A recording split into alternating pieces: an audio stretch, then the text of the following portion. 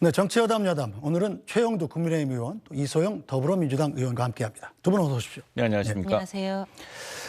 네, 민주당 돈봉투 의혹의 중심에 선 송영길 전 대표가 잠시 뒤 오후 3시쯤에 인천공항에 도착할 예정입니다. 출국 직전에 사퇴 해결에 노력하겠다고 밝힌 송 전 대표가 귀국해서 추가 입장 표명에 나설지 주목되는데요. 우선 지난 파리에서의 기자회견부터 보고 가죠.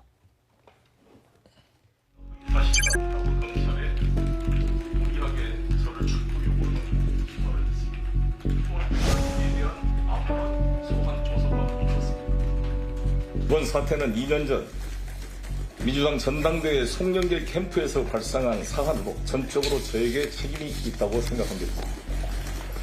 법률적 사실 여부 논쟁은 변론하고 일단 모든 책임은 저에게 있습니다. 그래서 4월 12일 프랑스 파리 협약 이날 저는 모든 정치적 책임을 지고 오늘부로 민주당을 탈당하고자 합니다. 당연히 민주당 상임 고문도 사퇴하겠습니다. 제가 귀국하면 검찰은 저와 함께했던 사람들을 괴롭히지 말고 바로 저를 소환해 주실 것을 부탁드립니다. 우크라이나 전쟁과 한국 전쟁을 30분 단위로 정신없이 뛰어다닐 때였습니다. 후보가 그런 캠프의 일을 일일이 챙기기가 어려웠던 사정을 말씀드립니다.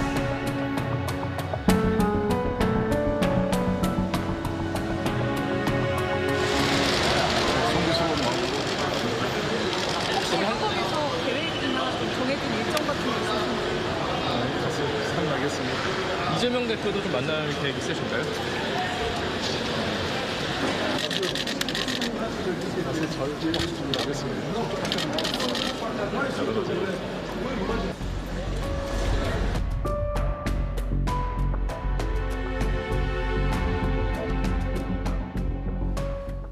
네, 이 사안은 민주당 사안이니까 이소영 의원께 먼저 질문을 드리죠.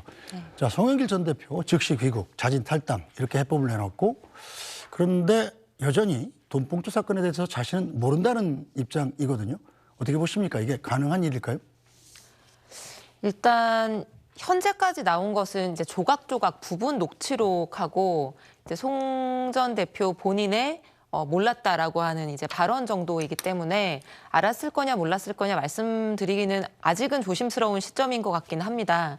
그런데 이 파리 기자회견에서 이제 본인이 밝히신 것처럼 그러니까 후보가 사실 선거 기간 과정에서 세세한 속속들이 예를 들면 누구한테 뭐 얼마를 주고 이런 거를 몰랐다고 하는 거는 상식적으로 좀 납득이 되는 부분인데 지금 어쨌든 관건은 전혀 후보가 모르게 이 참모들이 이런 일들을 한 것이냐 아니면 후보가 막연하게나마 계략적으로나마 이 어떤 상황 기업인들에게 돈을 조달해서 이런 돈봉투가 전달됐다라고 하는 이런 의혹의 정황 같은 것들을 인식할 수 있었냐 없었냐 이제 이게 관건일 것 같고요. 사실은 조금 더 조사나 수사가 진행이 돼야지 알 수 있는 문제인 것 같습니다. 네, 최영두 의원께서는 어떻게 보셨습니까? 네, 일주일 전만 하더라도 저 송영길 전 대표는 뭐 귀국할 이유가 없다는 듯이 이제 이야기를 했고 그러고 나서 그날 오후 그 다음 날부터 이제 민주당 내에서 초선 의원들 또 재선 의원들 굉장히 이 사태의 심각성을 당에 촉구하지 않았습니까? 일주일 만에 상황이 급반전한 것이죠. 그래서 모든 책임을 지겠다고 지난 주말에 프랑스에서 이야기를 했고 다시 들어와서 또 지금 이제 뭐 탈당도 하고 사태가 일주일 만에 굉장히 빠르게 진행되고 있습니다. 그래서 다음 일주일 뒤에는 어떻게 상황이 전개될지 모르겠는데 지금 여러 가지 새로운 뭐 정황들이 나오고 있고 또 뿐 아니라 이게 이재명 대표와의 연계성 문제 뭐 이런까지 나오고 있기 때문에 이 사태가 정말 어디로 갈지 모르겠습니다. 제가 만난 한 민주당의 한 초선 의원은 이게 어떤 한 시대를 어떻게 보면 정리하게 될 그런 사건이 될 수도 있다라고 이야기할 만큼 굉장히 이 사태의 전개를 향방을 가늠하기 어려운 것 같습니다. 문제는 이제 이 문제에 대해서 밝혀진 것들 또 궁금해하는 것들을 당사자들이 뭐 조사라든가 또는 소명을 해서 국민들이 이로 인해서 정치에 대한 불신과 또 혐오가 깊어지지 않도록 어떤 자정의 계기로 삼는 그 노력이 중요할 것 같습니다. 네, 이소영 의원. 지금 송 전 대표가 그동안 여러 가지 의혹들 또 녹취록이 계속 공개되는 상황에서도 조기 귀국을 하지 않겠다 이런 입장이었는데 갑자기 선회했단 말이에요. 당내에서 어떤 일이 있었던 건가요? 잘 아시는 바와 같이 지난주 내내 초선 의원 그리고 당내 최대 의원 모임, 뭐 지도부 모두가 일성으로 조기 귀국을 요청을 했고 아마도 외국에 체류하고 있다 보니까 국내에서 어떤 온도와 어떤 분위기로 이 상황이 전개되고 있는지를 본인이 잘 인식하지 못하셨을 가능성이 좀 있을 것 같습니다. 그러나 많은 사람들이 설득하고 성토하고 이제 그런 것들을 보면서 귀국을 하지 않을 수가 없겠구나 이런 판단을 하지 않았을까 싶습니다. 네, 송 전 대표에 대해서 그런데 민주당 내에서 송 전 대표를 칭송하는 듯한 반응도 나오고 있는데요. 함께 보고 가시죠. 자, 김민석 민주당 정책위 의장은 기자회견을 보고 가슴이 아팠다. 자, 송영길이 집도 없고 무력이 적은 사람인 건 내가 보증한다. 자, 박지원 전 국정원장 같은 경우는 역시 큰 그릇이다. 반드시 이겨서 당 돌아오길 기도한다. 이렇게 얘기를 했단 말이에요. 자, 민주당 내부에서 이런 반응이 나오는 이유는 뭐라고 보시나요? 정말 동의하시나요? 이런 송영길 전 대표에 대한 평가에 대해서? 저는 지금은 칭송할 타이밍이 전혀 아니라고 생각합니다. 이게 만약에 지금 선제적으로 당을 위해서 탈당을 하셨는데 이후에 무죄라는 결백하다는 점이 밝혀진다라고 하면 우리가 그 시점에서는 정말 본인이 결백함에도 불구하고 이런 대승적 결단을 했구나 이렇게 칭찬하고 이것에 대해서 긍정적인 평가를 할 수 있겠지만 아직까지는 실체적인 진실이 하나도 드러나지 않았고 사실 어떤 굉장히 자랑스러운 일 때문에 지금 이런 상황이 발생했다기보다는 이제 범죄의 의혹이 있는 상황이 아니겠습니까? 이러한 상황에서 물론 나는 아무런 책임을 지지 않겠어라고 하는 것보다는 굉장히 다행스럽고 적절한 판단이었다고 볼 수는 있겠지만 지금 당내에서 이거를 칭송하고 이렇게 너무나 지켜 세우는 영웅적인 행동처럼 이렇게 평가하는 거는 국민들 보시기에는 좀 괴리감이 들 거라고 저는 생각을 합니다. 네, 최영두 의원께서는 어떻게 보십니까? 이게 이런 평가를 올리는 것 자체가 송영길 전 대표한테 도움은 될까요? 도움이 안 되죠. 사실은 부적절한 동지의식, 부적절한 동료의식의 표현이라고 생각을 합니다. 지금 이게 돈봉투 300만 원으로 이게 무슨 기름값도 안 된다, 밥값도 안 된다 이런 말을 하는 것 자체도 굉장히 국민들이 보기엔 국민들의 정치나 정당에 기대는 굉장히 엄합니다. 아주 엄중하고 또 정당, 특히 집권당도 했고 우리나라의 가장 주류 정당인 내 정당의 정당 대표 경선과 관련해서 일어난 지금 뭐 어느 나라 우리나라의 어느 선거에서도 볼 수 없는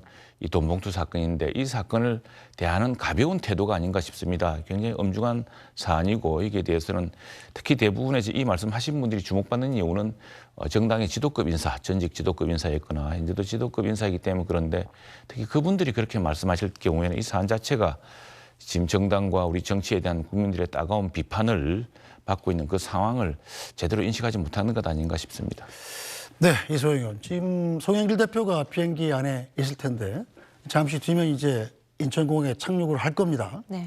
그래서 입국장에 나오게 되면 기자들의 질문이 쏟아질 텐데 여기 어떤 입장이 나와야 그나마 좀 도움이 될까 이런 생각이 드시나요? 일단 오늘 공항에서 이 사실관계에 대해서 돈봉투 의혹에 대해서 더 구체적인 설명이 나올 것이냐 하는 것들을 많이 궁금해하시는 것 같은데 알 수는 없습니다만 제 짐작으로는 오늘 공항에서 더 구체적인 내용이 나오기는 어려울 거라고 봅니다. 두 가지 이유인데요. 첫 번째는 파리에서의 기자회견이 불과 한 하루 반 정도 지났거든요. 그래서 하루 반 전에 파리 기자회견에서 구체적인 얘기를 하지 못했던 것을 오늘 인천공항에서 하는 것은 사정 변경이 없기 때문에 쉽지 않을 거라고 보이고 두 번째는 어쨌든 송 전 대표 입장에서는 지금 형사 피의자로 전환될 가능성이 존재하는 상황이기 때문에 아무래도 사실관계에 대해서는 조금 더 확인하고 신중하게 답변할 기회를 찾을 수밖에 없지 않을까 생각합니다. 네, 오늘 이재명 대표에게는 당연히 기자들이 송영길 전 대표와 관련한 질문들을 쏟아냈습니다. 이재명 대표는 뭐라고 답했을까요? 만나실 계획 있으신가요? 혹시 윤건석 이성만 의원도 숙당 내지 탈당 조치해야 된다고 생각하시나요? 이번 기자회견 좀 어떻게 보셨나요? 김연아 의원은 어떻게 돼가고 있어요? 몰라요? 자체 조사해야 된다는 주장이 여전하고 지도부 총사퇴 주장까지 나왔는데 어떻게 보세요? 당내 일각에서는 자체 조사기구를 꾸리는데 자, 그거 잠깐만 서보세요. 네. 지금 한미 정상회담이 열리는데 이 한미 정상회담 과정에서 중국, 러시아를 계속적으로 자극해서 경제에는 타격이, 안보에는 위기가 오지 않을까 매우 걱정됩니다. 네, 최영도 의원, 네. 이재명 대표 얘기 어떻게 들으셨습니까? 이게 뭐 정식 기자회견은 아니지만 기자들이 물어본 질문, 그 대답 전혀 김연아 의원요. 그 누구야? 그게 이재명 대표 목소리였습니까? 네. 그 뜬금없이 그 이야기 나온 이유가 아마 뭐 그런 문제가 있었습니까? 김연아 의원이 오늘 어떤 보도가 나왔냐면 그 아십니까 혹시 이 수정? 네. 김연아 의원이 뭐 이건부터 좀 짚고 넘어가죠. 얘기가 나왔으니까. 불법 정치 자금을 받은 혐의로 검찰의 수사를 받고 있다라는 보도를 뉴스타파라는 매체에서 했습니다. 김연아 전 의원은 뭐 물론 부인하고 있고요. 이건 어떻게 보시나요? 제가 본 기사 내용으로는 그러니까 공천 헌금을 받았다라고 하는 게 정치자금법 위반 어떤 의혹의 요체인 것 같고요. 이제 국민의힘 하영재 의원이 최근에 체포동의안 청구된 그 이제 공천 헌금 사건과 유사하게 지난 지방선거에서의 공천을 대가로 금전을 받은 것이 아니냐라고 하는 기사를 봤습니다. 아, 제가 여쭤본 것은 이제 그런 내막이 있는 모양인데 지금 국민들이 묻고 있고 기자들이 묻고 있는 그 이야기가 아니지 않습니까? 네, 전혀 상관없는 얘기죠. 뜬금없이.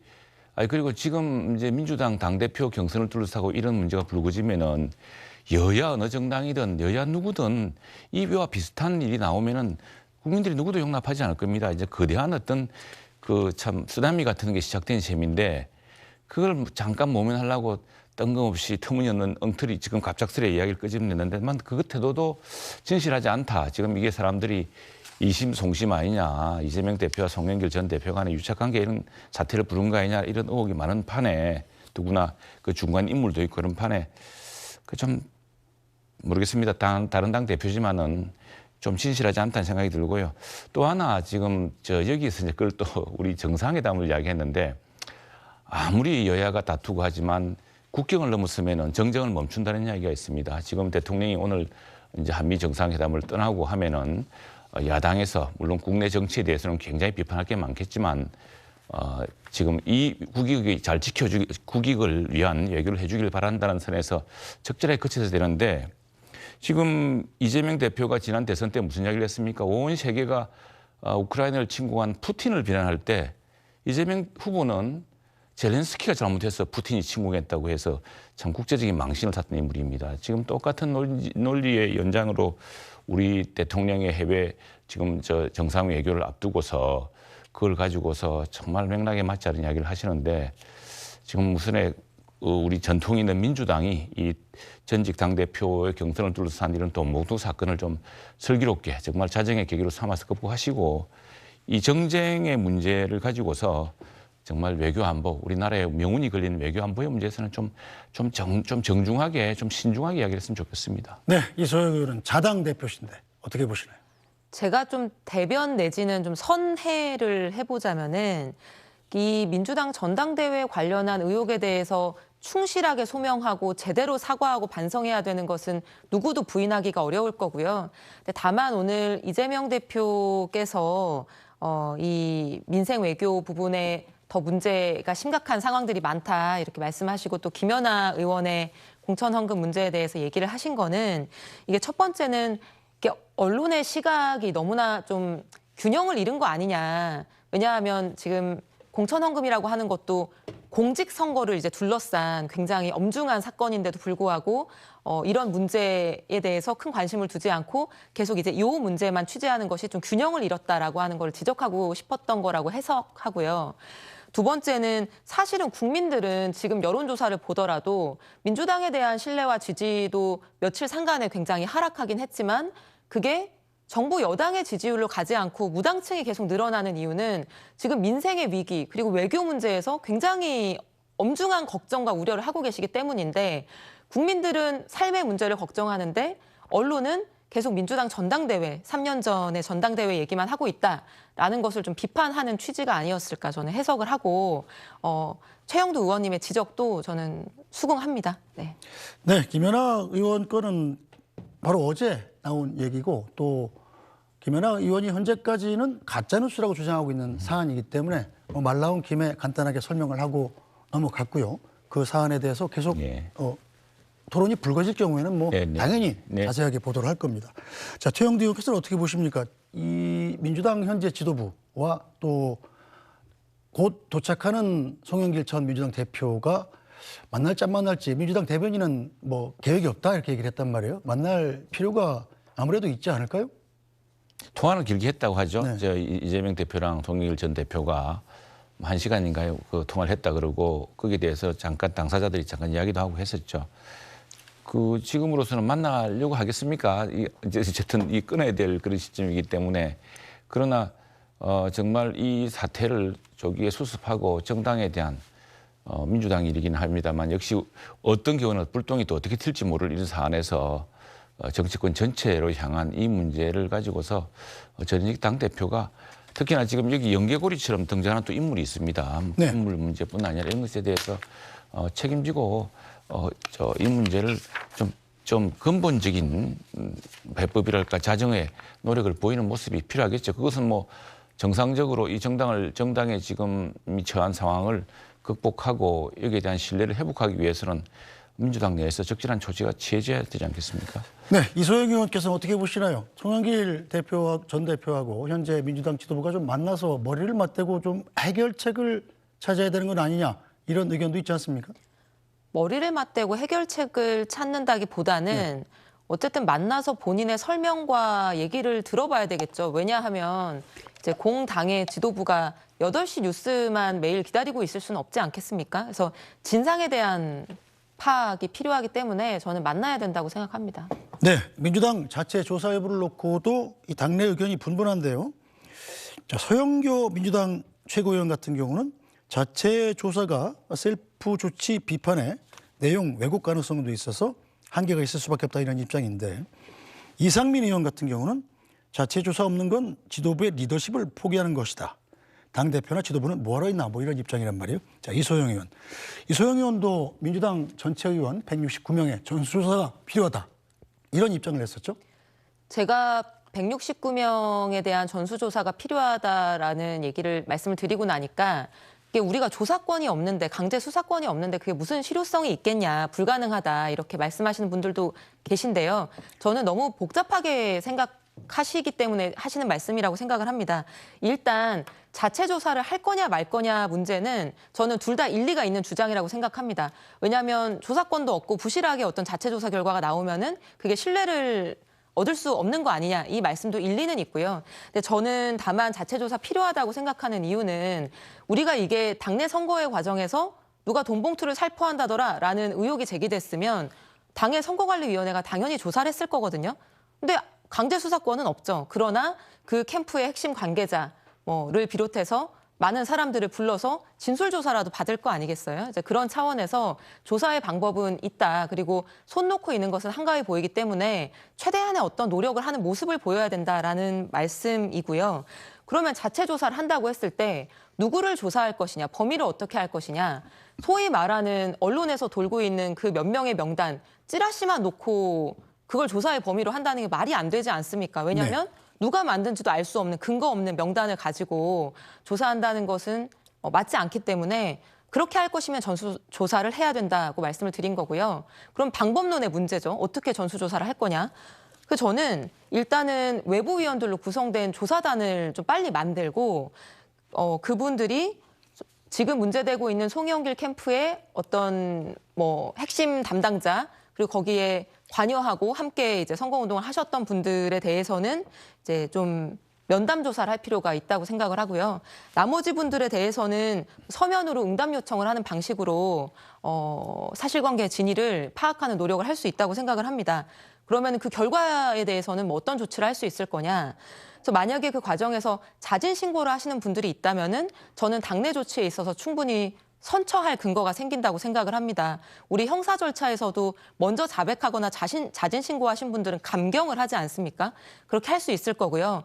만약에 나는 전혀 관계가 없다, 사실 무근이다 했는데 나중에 확정적인 증거가 나온다라고 한다면은 그런 분들에 대해서는 나중에 더 중한 책임을 물어야 되겠죠. 근데 나중에 이 검찰의 수사 결과가 나오고 어떤 확정적인 증거가 나온 이후에 당이 어떤 조치를 하기 위해서라도 지금 기냐 아니냐 이런 사실을 알고 있느냐, 받았느냐, 들었느냐 이런 것들에 대한 조사는 이제 좀 필요하다라고 말씀을 드리고 있습니다. 네, 의원 전수조사에 대한 구체적인 방법론까지 말씀을 해주셨는데요. 자, 최영두 의원께 드릴 질문은 국민의힘과 정의당 얘기 먼저 듣고 가서 하겠습니다.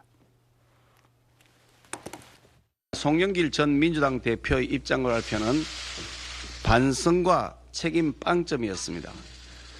핵심은 외면하고 감성에만 호소하는 민주당 전 대표의 파리 심파극은 민주당의 심각한 도덕 불감증을 다시 한번 확인하는 계기가 되었을 뿐입니다.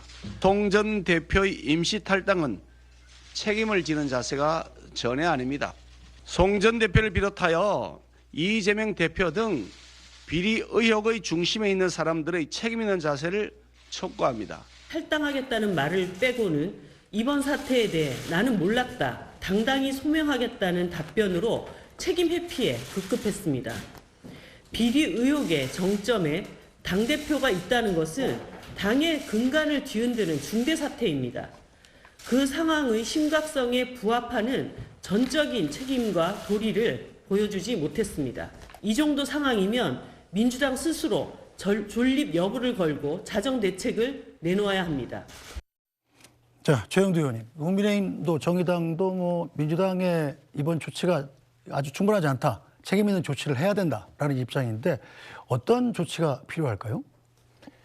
민주당 내에서 지금 무슨 송영길 전 대표는 탈당을 하고 이제 책임을 지겠다, 이게 수사를 자처하지 않았습니까? 그런 만큼 이 사실은 이제 그게 전 대표지만 이 바로 직전 대표이고 더구나 지금 이재명 대표가 물려받으면서 그 지역구나 또 당 대표라든가 이것들이 이어지면서 그리고 그 중간 인물 등장 인물이 또 연결하는 그 고리가 한 번 또 있고 해서 굉장히 그 이재명 대표로서 좀 곤혹스러운 상황이 되었습니다. 그리고 어쨌거나 이 상황이 현직 의원들이 상당수가 지금 이름이 거명되고 있어서 이게 뭐 송영길 대표 한 사람의 어떤 자신의 입장 정리로 해결될 문제가 아니게 되었죠. 정당의 차원이 되었고 지금 국민의힘이나 또 정의당조차도 이렇게 하는 까닭은 이 정당에 대한 정치권 전체에 대한 국민들의 아주 여론이 아주 비판이 매섭습니다. 그래서 그런 것들을 이제 전하는 것이고요. 그런 가운데 스스로 정당들도 좀 더 그러면 지금 현재 우리 국민이 처한 이 상황 또 우리 국회와 정치권이 처한 상황에 대해서 정말 제대로 대처하고 제대로 국민의 기대를 채울 수 있느냐 이런 문제를 또 자성하는 계기로 삼아야 되지 않을까 싶습니다. 네, 또 계속해서 돈봉투 사건으로 돌아가 보면 한 언론사에서 이른바 이정근 노트를 공개했습니다. 이정근 전 사무부총장이 구속 직전에 구술하고 또 지인이 정리했다고 하는 5쪽 분량의 노트인데요. 해당 문건에 민주당 각 계파의 자금줄을 기록하는 등 현역 의원들을 포함해서 51명의 실명이 등장하고 있다고 해당 언론사는 밝히고 있습니다. 자, 어떻게 보셨습니까? 이소영 의원님. 이정근 발 녹취뿐 아니라 게다가 노트가 있을 수 있다. 이른바 이정근 노트가 현재까지는 검찰이 갖고 있는 것과 같은 건지 다른 건지는 밝혀지지 않았지 않습니까? 만약에 이게 같은 거로 확인이 된다면 어떤 파장이 있을까요? 일단 며칠 전에 이제 나온 기사 내용을 봤는데요. 저는 이정근 노트라고 하길래 평상시에 이렇게 수첩에 어떤 기록을 한 노트인 줄 알았습니다. 네. 근데 원래 일상적인 그런 메모 같은 것들은 증거 능력이 굉장히 높다라고 보거든요. 근데 자세히 내용을 보니까 그게 아니라 이정근 씨가 구속되기 직전에 내가 아는 것들을 다 설명해 줄 테니까 네가 적어봐 이렇게 해서 이제 지인한테 말로 설명을 해주고 그 지인이 그거를 이제 노트로 작성을 했다는 건데요. 이 기사에 나온 그 지인이 적었다라고 하는 노트만 가지고 무슨 얘기를 할 수는 없는 것 같습니다. 왜냐하면 우리가 이정근 씨의 말만 바라보고 어떤 정치적 법적 얘기를 할 수는 없기 때문이고요. 이게 만약에 사실이고 또 검찰이 얘기해 왔던 무슨 노트라고 하는 것이 이것과 동일하다라고 한다면 뭐 수사를 해야 되겠죠. 그래서 진실을 밝히는 거는 수사기관의 몫이겠죠. 최영두 의원께서는 어떻게 보셨습니까? 만약에 이 노트가 사실이라면 지금 현재 민주당 전당대회뿐 아니라 민주당 전반적으로 실명까지 공개돼서 큰 파장이 일어날 수 있을 것 같은데.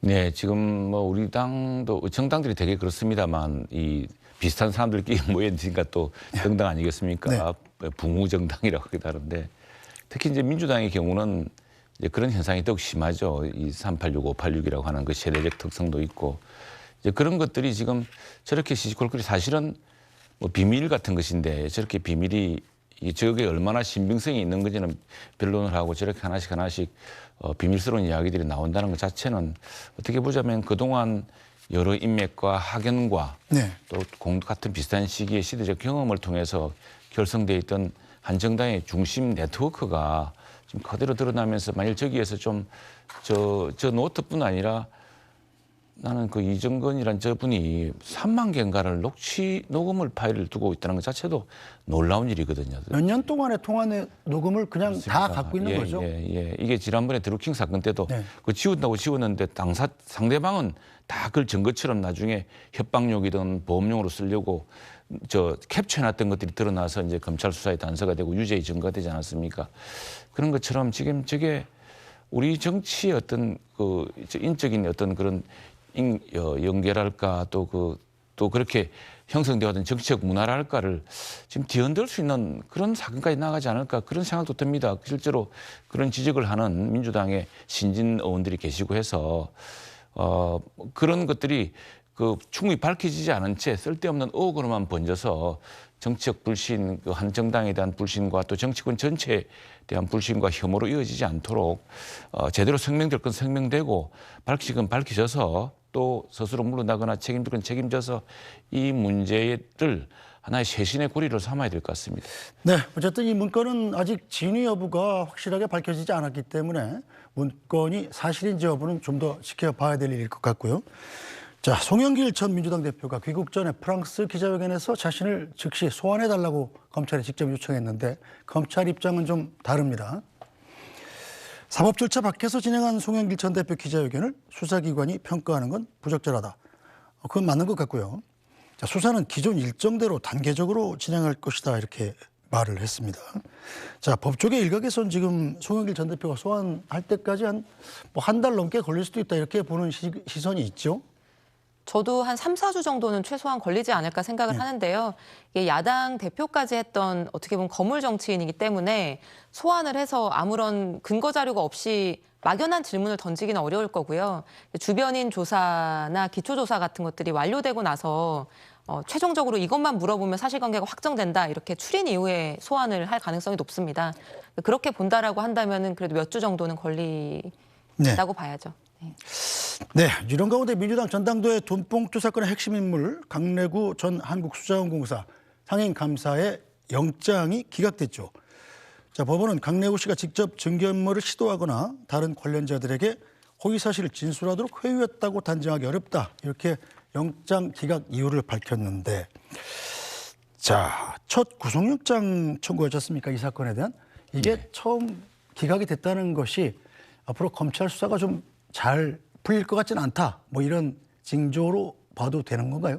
이제 원래 이제 우리가 법조 기자, 저는 뭐 전문 변호사가 아니고 법조인이 아니지만 이제 법조 기자로 출입해 보면은 구속이라는 것이 유무죄를 다투는 게 아니지 않습니까? 구속 수사를 하고 구속 기소를 하는 것은 사람의 유무죄를 다투는 것이 아니고 최소한 불구속 수사.